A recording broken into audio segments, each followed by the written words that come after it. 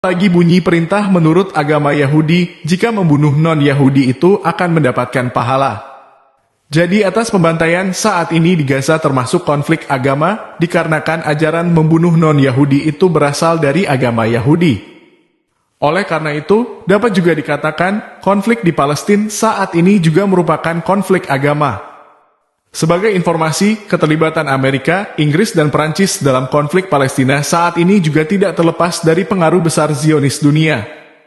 Yang menjadi faktor penggerak utama yang harus kita akui saat ini adalah uang. Tanpa uang tidak mungkin menjalankan sebuah misi seperti ini.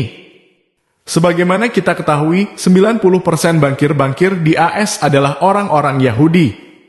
Mereka sebagai pemilik modal yang memiliki harta kekayaan yang berlimpah, seperti George Soros, keluarga Rothschild. Artinya, negara Amerika saat ini yang memegang kendali penuh juga orang Yahudi Zionis. Oleh karena itu, apapun tujuan Israel harus didukung penuh oleh negara Amerika. Jika ada presiden AS yang tidak mendukung rencana Yahudi Zionis, maka nasibnya kan sama seperti John F. Kennedy.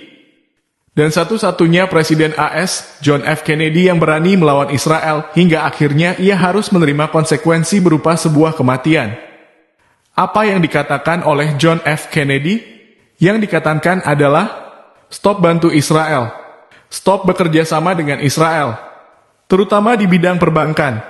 Pada saat itu Kennedy melihat dominasi Yahudi dalam perbankan begitu besar.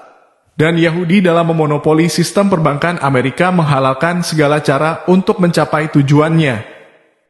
Karena berani mengeluarkan statement seperti itu, kemudian John F. Kennedy ditembak.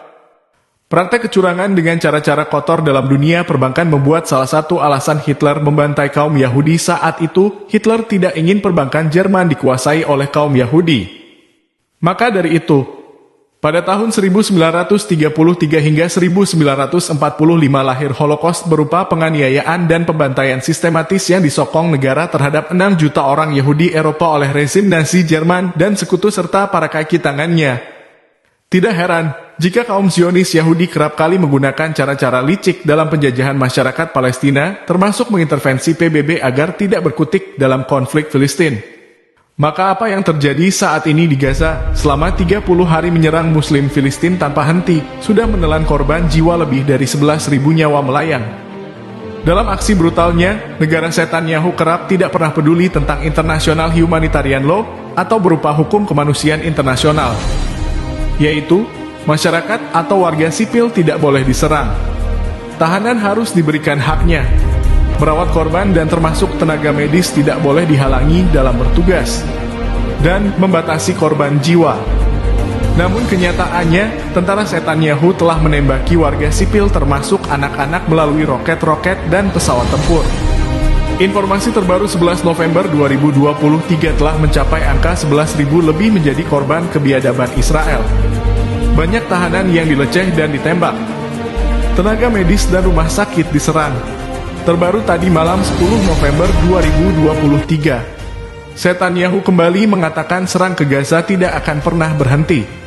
Artinya jelas dalam hal ini tidak ada batasan sama sekali untuk jumlah korban jiwa yang berpotensi terus bertambah. Sahabat Risalah Nabi, jika saat ini Anda bertanya, apa yang harus kita lakukan untuk Palestina?